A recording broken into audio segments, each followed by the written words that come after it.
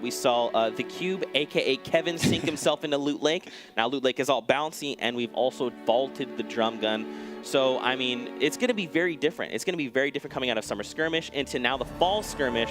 How do you think these changes are going to affect the game? Yeah, I mean, the addition of the bouncy Loot Lake, the Shockwave Grenade, the Grappler, really the metagame has evolved, and this is so beautiful about Fortnite. And the most recent evolution is mobility, which I think adds an element of skill, an element of surprise, and just a much different layer of competitiveness to competitive Fortnite. I am so excited to see that in action for the first time here in opening week of Fall Skirmish. That's right. And something else to talk about, ladies and gentlemen, this is the first kind of look. We're using our online live spectator client. So we'll be checking this out. So something to keep an eye out for. On top of that, we also have a similar setup to PAX. We have like the overlay here, so you can actually see where players are dropping. You know, we'll quickly identify what hotspots will be. And I mean, as you can see, there's a player there repping that new skin, Valkyrie. I mean, Stone Cold Killer. This skin is amazing. This is my favorite skin, along with Frostwing. Oh my gosh! Absolutely beautiful. The animation, the effects, bar none, one of my favorite skins in the game. And I'm glad a lot of these players are repping it. Just dropped yesterday, so we'll see it, I'm sure, in display quite a bit today. Meanwhile, over in Lucky Landing, on the other side of the map here, looks like we have two different squads. Severin, who we had a chance to actually cast at PAX West. He was the Omega that played incredibly well at PAX West. Unfortunately, did not qualify for Monday, but a very, very strong European player, a good representative of the community. I'm excited to see what Severin and TS Chicken can do. That's right. Something to keep in mind, ladies and gentlemen, when you're watching is if they have the same number, they're on the same team. So, example, Celery Airwalks is on Team 4 here. Goes down, though, right at the start to Thevs. He's on Team 39. So, if you see two players with the same number, they basically are on the same team. That's something to keep an eye out for. And just a really quick reiteration of the format there. So, you know, what do you think? Do you think players will play more for the Victory Royales? Do you think we're going to see players just kind of go full send and try to get eliminations? What do you think? You know, honestly, both. And I hate to take the cop-out answer, but it's the reality. That's what's beautiful about Fortnite and competitive Fortnite. It really adheres to multiple play styles. If you like to play a little bit more passive, play for mid-game, play for late game, play for uncontested drops, you can. And there's a lot of variety of locations and POIs you could drop at that are viable. Meanwhile, if you're Ghost Aiden, if you're Nick Merckx and you like to get in the action, you could drop Tilted Towers and you could bang out with the best of them. So really awesome to see the variety of play styles. Meanwhile, over at Lucky Landing, looks like we still haven't seen this 2v2 fight conclude. So there's still going to be some action breaking down over here. We've seen some good action already as Solary already taken out, a squad that we had our eyes on coming into this this match. That's right. We've seen the kill feed there. DK takes down Apostle. I mean, Apostle, the dapper gentleman himself. He likes to wear bow ties. I respect it. Taking a look here, we can also see this player here in Dusty Divot. So something to keep in mind as well with the live replay client is that you can actually see other players on the minimap in the top right. So definitely keep your eyes heading up there, see if there's other players around. But we'll keep you up to date with all the action. But look at this, man. Marin trying to track down these two players. We can see them through the wall again with that that replay client. I love it. Being able to see the outline, see kind of how players are moving, what weapons they've got out, things like that. It's pretty cool. Yeah, completely agreed. I mean, look at this scenario. We have two teams just on opposite walls. Meanwhile, on the top right of your screen, you'll see another team up at the Dusty Diner that was just added, hanging out up there. So we have three separate teams in this area, and still no eliminations picked up yet. It goes to show the amount of respect that these players have for one another. Of course, in a high-stakes private server format, we see the best, I mean the absolute best Fortnite gameplay, and it's really been a treat to watch so far in Summer Skirmish and kicking off Fall Skirmish as well. Look at this. This is just a fight waiting to break out, Fallout. We've got, like you talked about, the teams up there at the old containers. We've got a team here. We've got two teams within. I mean, there's people all around there, and we now know where this new circle is. So a lot of players will probably start making their way into safe zones a minute before the storm starts to move. I mean, look at this. So what's interesting, Jetpacks only has two weapons, both of them ARs, and both of them actually share the same ammo type. Yep. So, I mean, as he's burning ammo, he's, I mean, you know, using up some of the other one, but he immediately takes on a player there. That's free loot on the table, but yeah, he's also made a lot of noise. Exactly, he does. Jetpacks responds to you and says, hey, Zeke, all I need is an AR with 24 bullets, and I'm going to pick up some eliminations. He gets one right there. Should be able to pick up some weapons and some ammo as well, and it looks like his teammate's actually going to swoop that up. So, surprising, Jetpack still just repping that double AR, as you mentioned. That's might cost him here. If he gets into a big team fight, he's not going to have a lot to work with. Now heading down to the south half of the map, you can see up there in the top left, we've got players nearing each other right now in Clyde and Marijuana against Mexi and not Mikey. So we'll have to see how this plays out.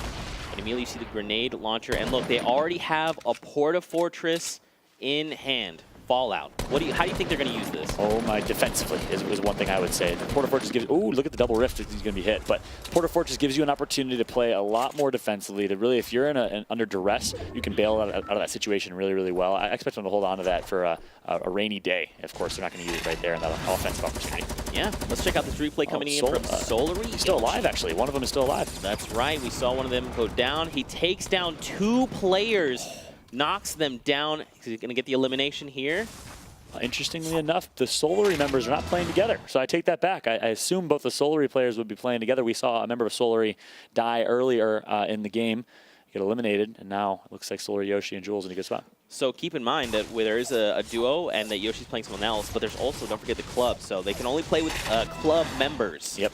So that's something interesting to keep in mind. In terms of duos and pairings all day long, yeah. Yeah, man.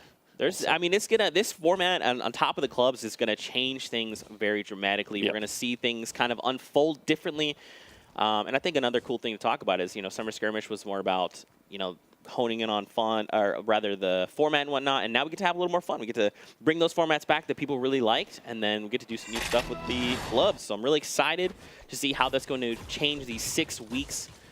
But boy, oh boy, a lot of action heating up. Look at this. We've got a grappler in play. I mean, look, I'm gonna tell you right now, I love the grappler. It is one of my favorite weapons, a great mobility tool, and it's just fun. You just fire it and you just go zipping around. You can do stuff like if you jump off a ledge, you can actually grapple the ground and zip yourself down and not take fall damage. There's so many cool little things you can do with it. And we're just scratching the surface of what we're going to see out of that item. I'm really excited for that. And really, I think everyone loves the grappler unless it's being used against you. It's such a powerful item. A missed sniper shot right there, I believe. Not sure if he picked up the tag just right there. But very close, very close.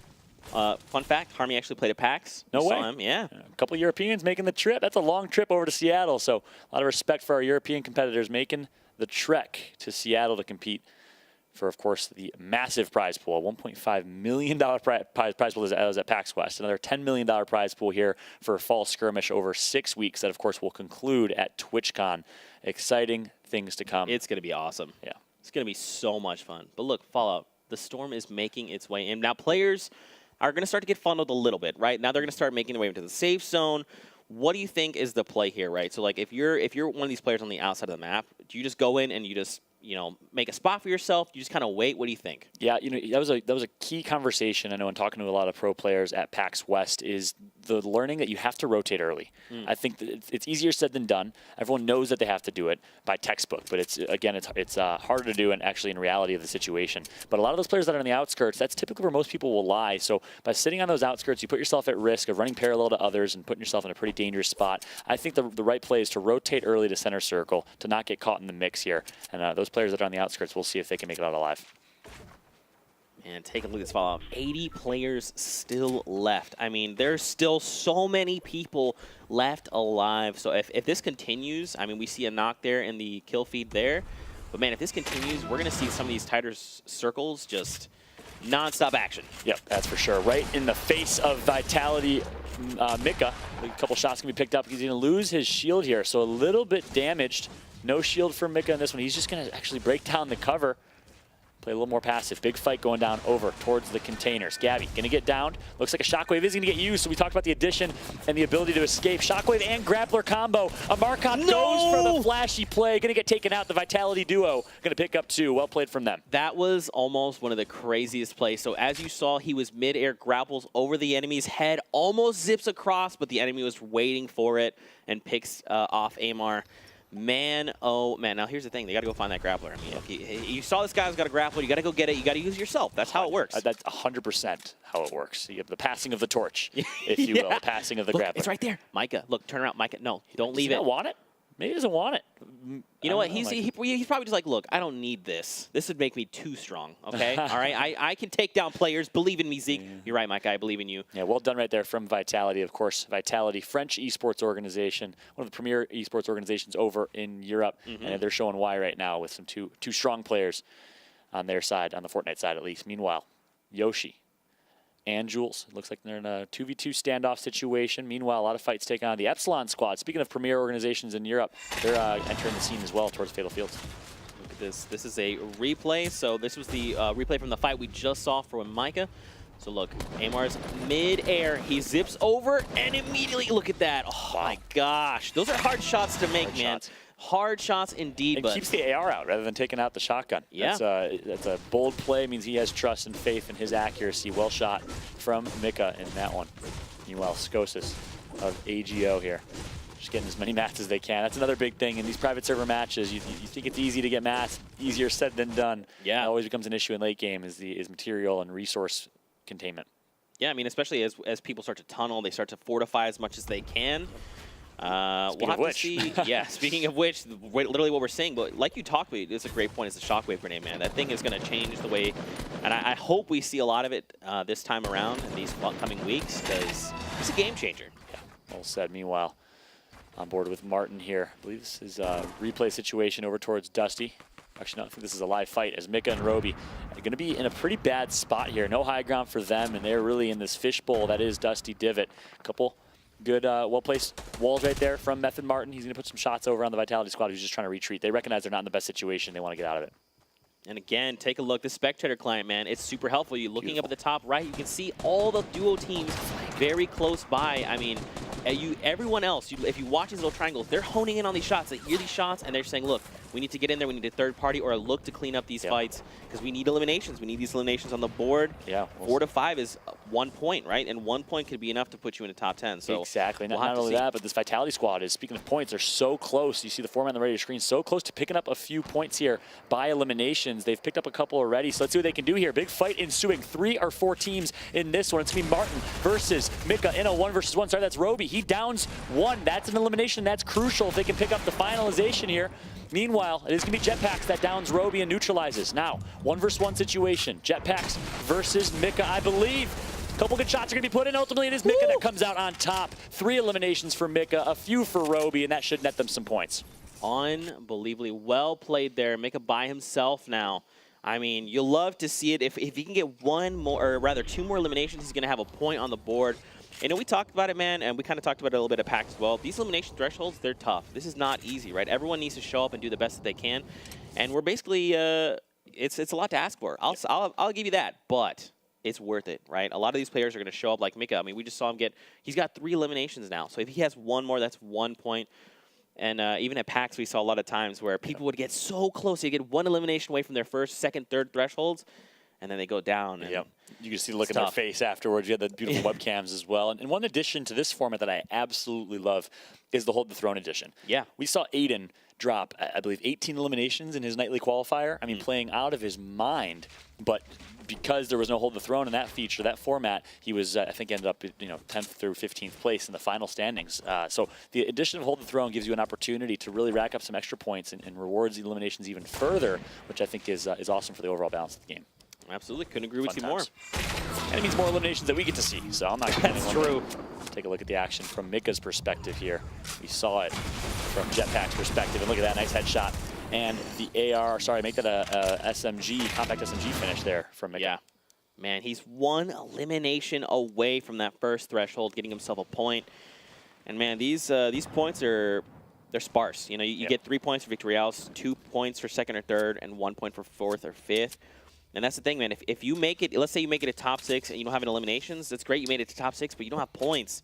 So it's I like that this format allows players to kind of play to their strengths, right? You can either play, look, I go full send, I get eliminations. That's great. You're going to get points. Yeah. Or I like to make my way to the final 6. I like to play very slow, very methodically, and I'm going to make decisions that matter. That's awesome. You're also going to get yourself points. So it's a really cool format. I've enjoyed this. And again, you mentioned earlier the Hold the Throne. Whoever has the most eliminations at the end of the game holds the throne. So that's just 2 points. They're up for grabs. I mean, during the summer skirmish, actually, during the Hold the Throne week, we saw people stealing the points left and right. So we'll have to see how that happens now. But Fnatic, Etnix, and Jarl go down. Oh, wow. So both members of Fnatic out of the count here. Meanwhile, on board with Madsen. And look at the amount of 1x1s built up here. It is training day right now for these individuals. They're just posting up and trying to get some long-range shots off. Look, I just want to point this out. There's 64 players left alive. Fallout. There's 64 players left in this game right now. Look at this. Look at how, first of all, look how evenly everyone's spread out, right? They're at basically long range, or just about. and they're waiting. No one's taking shots, right? No one's building. Everyone's just waiting. They're waiting for that moment when the storm comes in, forces players together. Yep. They're looking to clean up a few eliminations as they can, and then once we get the new storm circle, they're going to have to move. Exactly. You know what that means, though, is my favorite part as a caster and as a viewer, madness is about to ensue. 64 people, and look at how many players in one area right now. You already know fights are about to ensue. It's about to go down. Of course, the addition of shockwaves, porta fortresses are really going to help promote the fights in the end game. I'm really excited to see how the action breaks down. Look at how many players are. I mean, look, Lei is right next to you. They're like one grid space away from each other. We've got players all over the place, and it's still at 64. Nothing has happened. But like you talked about, the madness is about to happen. We get a new circle. All right, so now this is where players start. They make the decision. Do I move now? Is it too soon? Do we just need to go secure a spot? You know, what do you think these players are thinking right now? Yeah, in this scenario, again, early rotation, the early bird gets the worm, I think could ever be more true when it comes to rotation. So what that means for those at home, a rotation means how fast you rotate and move to the center of the circle, the next storm or the next circle, and it looks like a couple players are going to do exactly that. Meanwhile, big fight going down here. Finally, the madness ensues, and it looks like Harmy and Co. go down. Lou gets taken out as well. One Splode took out 3 members. I'm not sure if that was 3 elims for 1. We'll, of course, get the updated scoreboard for you guys as soon as we can and towards the end of the game. But from 64 to 59 in the blink of an eye here, and look how small this last circle is. It's going to go down here in just a moment.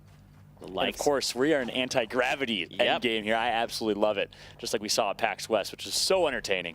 It's going to be an interesting end game, that's for sure. That's right. So we kind of saw some of this play out during PAX, but these grav zones, if you don't know, they're basically these anti-gravity zones, right? You can hop around and it's almost like you're on the moon, right? So if you jump off a large structure, you're just going to float down very gently, but you're also, while jumping normally, you're going to be moving very slowly in an arc. So it actually makes it very easy for players. If they have like a hunting rifle, they can actually really easily take you out of the air, just because of how slow and you're floating. So people have to keep that in mind when they're in this zone. Yeah, there's an opportunity to use that anti-gravity, much like a bounce pad, to build yourself high and get high ground, but it's high risk, high reward, because you do make yourself a little bit vulnerable if you can't build very efficiently. Meanwhile, rotation's coming through. It looks like Jules is going to get a down on Svenos. So Svenos, a big name on the European seed. He goes down, not out just yet, but on board with Ali Gamers for now, who seems to be in a pretty safe spot here.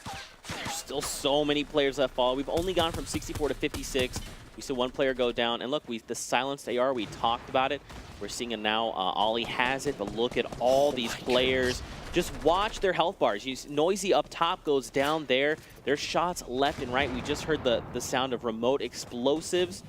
I mean, this is going to get really claustrophobic very quickly. Yeah, indeed. Ali Gamer's in a pretty good spot here just to stay alive and value his life. Meanwhile, looks like a member of Ghost Gaming representing here today, Train H Sops. Looks like he's going to get tagged up pretty hurt right now, trying to just stay alive and use that last mini shield in that campfire to get back to at least more of a desirable HP position. Man, there's so many people fall out. It's only down to 52 still. This is crazy. There's so many people packed in this tiny spot. And now look, where the new safe zone is down on the lower half of the map now. So some players are already there. They're good to go. But that means for everyone else, they have to start making these rotations. Yeah, one thing that's really interesting, maybe it's a European versus North American thing, but you don't really see many layers of elevation and verticality. You see that very often in the North American side, where players will build high, and you'll see kind of a high ground, a mid ground, and a low ground, 3 separate fights that exist. Meanwhile, everyone, for the most part, low to mid ground here, which means we're going to see a crazy battle on this rotation. Looks like it is Carnifex who's just sneaking his way over to that hill, or that next circle, in a pretty good spot right now. But expect madness to ensue here. I want to see some players build for high ground and try to create a second layer a little bit higher up to give themselves a vertical advantage. Man, Paul, this is getting intense. This is just 50 players. We've got 38 seconds left before this storm starts to move. And now everyone is literally going to be funneled in through the same spot, that northeast corner of the circle there. I mean, look, there's already a flood of people there. And don't forget, this is duos. So it's not just like 1 or 2 players. This is literally duo squads moving in troves. So we're going to see this action heat up very quickly. We're going to see the lobby probably go from like 46, I'd assume, down to 20, maybe even less. And look at you're right. Look at the mini map. I mean, it's all those triangles in one tiny area. It is awesome. You love to see this late game, how intense it is. One slight misstep could cost you your life in an instant. It's all about the flick of the wrist and the quick shotgun shots around the corner. We'll see who comes out on top with those. Meanwhile, looks like the rotation is going to come through. 35 seconds left until the storm will collapse in its new environment. Finally, people are building up towards high ground like mad admin. But keep in mind, resource management in a very good spot here is this Black Knight with resources, almost 1,000 wood. He's going to pick up an elimination. That's Dementos, the man himself. He takes down someone there. We're down to 45. Only one player's gone down in the time we talked. Now Ollie here is drawing a bead, but can he make these eliminations? Keep in mind, everyone, they're fighting for eliminations. 4 eliminations gets them a point on the board. They need these points, or they need to make top 5 if they hope to score points coming out of this first game, rather. Yeah. And Ollie's a prime example. 0 eliminations right now. So Ollie playing purely for placement. Ollie can pick up some key eliminations right now. But I like what I'm seeing out of the secret squad. Dementos, of course, the young man who we saw perform in Summer Skirmish and in past events. Holding high ground. He's going to lose that high ground with the bounce pad here. Just going to build himself a nice box and a nice square to survive here. But Solari Hunter picking up some nice kills. Eliminations. Looks like his teammate has gone down there. He's about to fall. He has no health. There he goes. So now Dementos is by himself. But look at all these players everywhere. I mean, we see players going down left and right. Someone down there, down below. 2 players down there. I mean, this is getting absurd. Now, the Sky goes down. I mean, you literally just hear non-stop bullets. That's what you're hearing. Gunfire literally everywhere as people are... I mean, keep in mind, they're 1 or 2 grid spaces away. This player goes down as well. I mean, look, oh, there was a rift there. Someone used a rift. Wow. But Hex couldn't get there in time, so they're going to be allowed to reposition while in midair. Oh, we've got a grappler out as well. Oh my gosh, I didn't even think about a grappler in these situations. Game. Unbelievable. It is absolute warfare, absolute madness. You called it perfectly. I liked what I saw. I believe it was actually this squad here that held high ground, was able to get a nice headshot elim immediately on whoever that was peeking for just a moment. So if you team fire, and one thing we're talking about often is team firing in duos can be very efficient. Looks like the jump head's going to be missed there. Oh, no! Finally hits it. He should be okay. Oh, no. Lothar goes down. He's lost in the storm. Windwalker took the L. Now we're down to 26 players. This lobby is very quickly getting thinned out. Oh my gosh, even look at the different elevations. I mean, oh, look, the grappler. We talked about it in these situations. Come on, make the shot. Look at this. You're just very quickly able to navigate these fights. And look, he lands on a med kit. What? Okay, Merry Christmas, grapplers. My, oh my. This is changing this end game as we know it. Absolutely love it. I'm looking to see who has a Shockwave or a Porta Fortress, because that would be massive in this late game scenario. You could easily, especially with the bounce pads of the Porta Fortress, you could easily get someone outside of the storm and make some plays there. Impulse grenades, of course, playing a big impact as well. No eliminations picked up as of yet. Finally, it's going to be 7 SSK7 picking up 1. Hunter grabs another here in the Solari squad. Is heating up. Oh my gosh. You know what I didn't even think about as well is with the addition. So if you're new to Fortnite, what we call it owning the wall. It means that you've placed this piece of structure down and you have rights to edit it. So as you look, we looked at this wall and it means it's red. That's not his wall. He can't edit it. Now with the Porta Fortress Edition, if you drop that when everyone's built around you, you own all those walls. You literally just consume everyone's structures around you, and then you have rights to edit everything.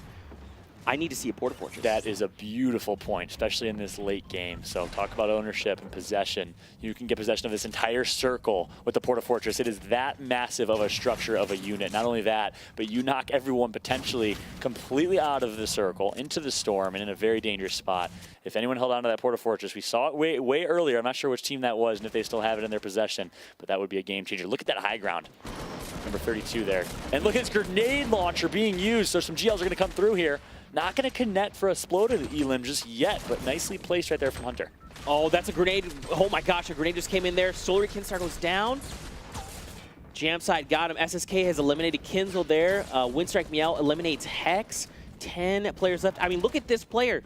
They have 6 eliminations, Fallout. If they get 2 more, that's 3 points. Hunter is on fire right now, just capitalizing every moment when he can. Yep. Again, we're down to 10 players. And the Solari squad, we talked about him a little bit in the pregame, performing so far. 6 elims, down to top 5 in players as well. Keep in mind, look at the right of your screen here. 2nd and 3rd place will get you 2 points. You want to survive for that 2nd place finish or 3rd place finish. Down to, so look at this. Things are just happening left and right. Down to 7. Again, back over to Hunter. He has 6 eliminations. That in itself is huge. That's 2 points can hit the board. If he even just waits till 1 more elimination, that's going to be 1 point coming out for making just a top 5. I mean, oh, do you see the shockwave grenade? Oh my goodness. Is it on the ground? Yeah, it's right there. Okay. Is he going to be able to grab it, though? He's going. He knows he needs it. Yes. He's going to grab it. And ladies and gentlemen, here we go. No, he's not going to get it off. Can you believe it? And then he gets the elim with the trap right after. Oh, but he's okay. So he did find elimination. There's 4 players left in the game. The circle is closing and everyone's falling down. Sorry, Rift to go here. Oh, someone goes down. Okay, so this is it. We've got 4 players left. 1 is down. I believe we're gonna go to a heal off. It's happening. Oh no, G-Mass is doing everything he can. There's a player there. Wait. Wow. Wait, he didn't realize it. He literally landed on top of G-Mass. He did not realize it. That was his teammate. No, it wasn't. It was someone else. Oh, it was yeah, a different number. He got the elim on. He You're landed right. and took You're down right. the player on the right. So that means Bowman taking it to a heal off. Wow. With 3 eliminations on the board. So keep in mind, he does not meet the 4 elimination threshold. But man, he gets a victory out. That's 3 points on the board. Now, here's the thing. Don't forget these